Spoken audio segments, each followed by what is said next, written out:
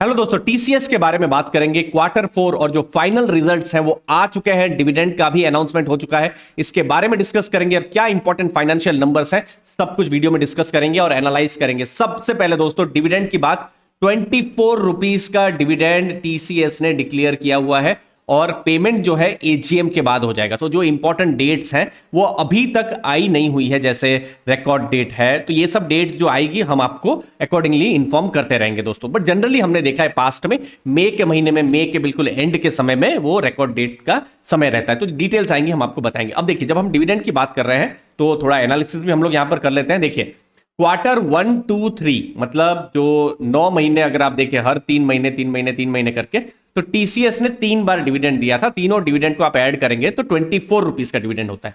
फिर क्वार्टर 3 के समय में ही, मतलब अभी जनवरी का महीना ही, उन्होंने एक स्पेशल डिविडेंड दिया था 67 रुपीस का, ठीक है। और अभी फाइनल डिविडेंड उन्होंने डिक्लेयर किया है 24 रुपए का। तो अगर मैं सब डिविडेंड को जोड़ देता हूं तो ये पूरे फाइनेंशियल ईयर का डिविडेंड हो जाता है 115 रुपए का डिविडेंड हो जाता है। टीसीएस का शेयर प्राइस क्या है? टीसीएस का शेयर प्राइस अभी जब ये मैं वीडियो बना रहा हूं, खैर ये हर दिन चेंज होते रहते हैं, बट फिलहाल 3242 के आसपास में है। तो आप इस प्राइस के हिसाब से देखेंगे तो जो डिविडेंड यील्ड बन रही है वो हो रही है 3.55% की है। लेकिन चीजें यहीं पर ही खत्म नहीं होती है। हमको एक चीज को ध्यान में रखना है कि ये जो 67 रुपीस का डिविडेंड है ये स्पेशल डिविडेंड है, ये हर साल नहीं आएगा। देखिए, अप्रैल 1 से फाइनेंशियल ईयर 24 शुरू हो चुका है। अभी हम फाइनेंशियल ईयर 24 में है। इस साल आएगा है कि नहीं आएगा वो पता नहीं है, क्योंकि 3-4 साल में एक बार स्पेशल डिविडेंड आता है। इस बार ऑलरेडी आ चुका है। तो जैसे FY22 की अगर हम बात करें, जो इससे पहले का जो फाइनेंशियल ईयर था, तो उन्होंने 43 रुपीस का डिविडेंड दिया था। FY21 की बात करेंगे तो उस समय में कैसा, उन्होंने 38 रुपीस का डिविडेंड दिया था। क्यों? क्योंकि उस समय में उन्होंने स्पेशल डिविडेंड नहीं दिया हुआ था। तो अगर मैं स्पेशल डिविडेंड को हटा देता हूं, मान लीजिए मैंने उसको हटा दिया, तो जो डिविडेंड आ रहा है, ठीक है, तो आ रहा है 48 रुपीस का डिविडेंड, ठीक है। तो अगर हम उस फैक्टर को नहीं लेते हैं, किस फैक्टर को? स्पेशल डिविडेंड के फैक्टर को नहीं लेते हैं, तो हमारे पास जो डिविडेंड आ रहा है वो 48 रुपीस का आ रहा है। दैट मीन्स अगर स्पेशल डिविडेंड को अगर हम हटा भी ले रहे हैं तो भी पिछले जो फाइनेंशियल ईयर्स हैं डिविडेंड बढ़ रहा है 38 से 43, 43 से 48 का। तो ये एक बिल्कुल पॉजिटिव चीज है जो हम इन नतीजों से देख सकते हैं। बाकी देखिए, अब स्पेशल डिविडेंड आ ही गया है 67 का, तो फिर तो डिविडेंड नंबर और भी ज्यादा बढ़ जा रहा है। लेकिन इसको भी हमको ध्यान में रखना, अगले साल हम ये एक्सपेक्ट करें कि 115 डिविडेंड इस साल मिला है तो अगले साल 130-40 मिलेगा, मेरे ख्याल से वो एक्सपेक्टेशन बहुत ज्यादा एक्सपेक्टेशन हो जाएगी, ठीक है। क्योंकि स्पेशल डिविडेंड हर 4-5 साल, 3-4 साल में एक बार आता है, ये आपको ध्यान में रखना है दोस्तों। अब आते हैं रिजल्ट्स पर। रेवेन्यू आप देखेंगे 59,162 करोड़ का रेवेन्यू रहा है और ऑपरेटिंग इनकम रही है 14,488 करोड़ की। अब देखिए, यहां पर ऑपरेटिंग मार्जिन अगर आप देखेंगे 24.5% हो रहा है। जैसे हमने पिछले भी वीडियोस में डिस्कस किया है, मार्जिन क्या होते हैं? कंपनी के रेवेन्यू होते हैं, ये सब कंपनी ने क्या क्या कमाया हुआ है, लेकिन कंपनी के जब खर्चे होते हैं, जैसे इंप्लॉय खर्चा हुआ, मार्केटिंग कॉस्ट, एडमिनिस्ट्रेशन कॉस्ट, वो सब कॉस्ट को जब आप माइनस कर देते हैं तो बाद में बनता है ऑपरेटिंग इनकम। और इसके बाद सिर्फ इंटरेस्ट और टैक्सेस पे करने रहते हैं, तो आपको क्या मिल जाएगा? नेट प्रॉफिट मिल जाएगा, ठीक है। तो 100 रुपए में से, जैसे पिछले साल क्वार्टर 4 में 25 रुपए कंपनी कमा रही थी, क्वार्टर 3 में आप देखिए 24 रुपीज 50 पैसा कंपनी कमा रही थी। अभी क्वार्टर 4 में भी आप देखेंगे उतना ही कमा रही है, जो कि मैं कुछ एस्टिमेट्स देख रहा था, ऐसा एस्टिमेशन था कि ये लगभग 25% के पास आए तो ज्यादा अच्छा है। तो इस हिसाब से अगर आप देखेंगे तो मैं इसको न्यूट्रल मानूंगा। नेट प्रॉफिट आप देखेंगे तो अच्छा ही है। देखिए, ये 11,392 करोड़ का एक क्वार्टर में, सिर्फ 3 महीनों में प्रॉफिट किया हुआ है।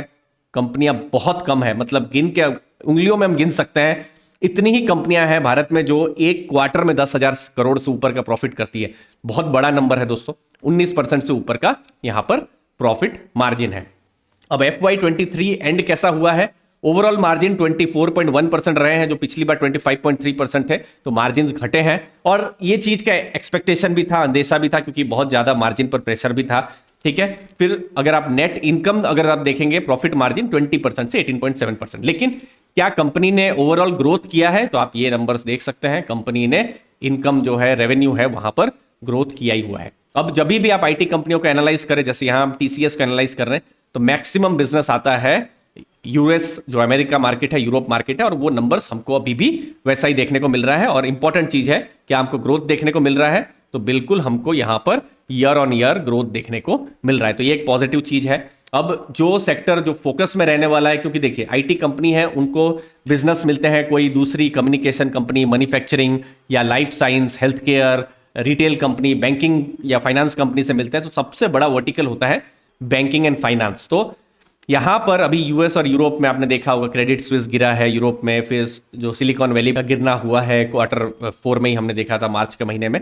तो भी आप यहां देख सकते हैं कि बहुत बड़ा जो बिजनेस आता है बीएफएसआई से आता है। अगर यहां पर अगर इंटरनेशनल जो क्लाइंट्स हैं उनका अगर मूड थोड़ा नेगेटिव रहा तो नेगेटिव हो सकता है। तो यहां एक्चुअली ये रिजल्ट तो अभी तो पास्ट को ही दिखा रहे हैं ना, जनवरी से मार्च, लेकिन अब हमको क्या देखना है, अभी अप्रैल से लेकर अगले मार्च तक का देखना है। तो यहां हम लोग थोड़ा मैनेजमेंट कमेंट्री का वेट करेंगे। बाकी क्या कंपनी ने क्लाइंट ऐड किए हैं, 100 मिलियन से ज्यादा के जो क्लाइंट है, आप मान सकते हैं जो 7-8 हजार करोड़ का जो बिजनेस देते हैं, यहां हमको यहां देखने को मिल रहा है पिछले एक साल में 58 से 60 हुए हैं, 50 मिलियन भी इंक्रीज हुए हैं, 120 से 133, 20 मिलियन भी इंक्रीज हुए हैं। तो ये इंक्रीज हुए हैं, ये एक पॉजिटिव है। अब इंप्लॉई बेस आप देखेंगे, देखिए पूरी दुनिया में आप देख सकते हैं जो बड़ी बड़ी जो कंपनियां हैं, ले ऑफ की बात चल रही है, कभी अमेजन में बात आती है, कभी मेटा में बात आती है, कभी गूगल में बात आती है, और बहुत सारी दूसरी भी कंपनियां हैं। एक चीज बहुत अच्छी है, टाटा ग्रुप की कंपनी है, यहां वैसा हमको देखने को नहीं मिल रहा है। यहां पर इनफैक्ट थोड़े ही इंप्लॉय है, लेकिन उन्होंने ऐड किया है, कम नहीं किया हुआ है। यहां पर 6 लाख से ज्यादा यहां पर इंप्लॉयज है। लेकिन ये जो नंबर्स हैं, इंप्लॉय के नंबर हमको एक संकेत भी देते हैं। जब कंपनियां इंप्लॉय ऐड कर रही हो आईटी कंपनियों में, तो वो पॉजिटिव होता है। क्यों? क्योंकि देखिए आईटी कंपनियों के लिए मेन जो उनका एसेट जो है, वो मेन जो है वो इंप्लॉयज ही हैं। अभी आपको अगर समझ लीजिए ऑयल एंड गैस का प्लांट लगाना है तो फिर आपको बहुत हैवी मशीनरी चाहिए, लेकिन आईटी कंपनियों में तो कोई ह्यूमन है, कोई इंसान है, उसका दिमाग है, उसी पर ही सब कुछ चल रहा है। अगर ये कम हो रहा है, दैट मीन्स कहीं पर डिमांड का इन्वायरमेंट है थोड़ा खराब हो सकता है। तो इसीलिए अगर ये नंबर बहुत ज्यादा बढ़ गए होते तो एकदम पॉजिटिव सरप्राइज हो सकता था, बट ऐसा वैसा दिख नहीं रहा है। तो ये एक न्यूट्रल नंबर है। एट्रिशन कम हुआ है, जो कि अच्छी बात है। 20% एट्रिशन है, मतलब 100 में से 20 इंप्लॉय लोगों ने ही जॉब छोड़ा है, जो कि इससे पहले वाले साल में इससे बड़ा नंबर था। तो ये एक अच्छी चीज है।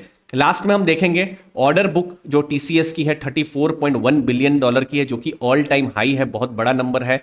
यहां पर ऑर्डर बुक जो है भविष्य का एक ग्रोथ को बता रही है। ओवरऑल अगर आप बताएंगे, क्योंकि मैं खुद टीसीएस का शेयर होल्डर हूं, मैं इन नंबर्स को थोड़ा न्यूट्रल हूं, क्योंकि देखिए जो यूएस और जो यूके या फिर यूरोप की जो मार्केट है वो अगर अच्छा नहीं करेगी तो हमारी जो कंपनियां हैं वो भी इतना अच्छा नहीं कर पाएगी।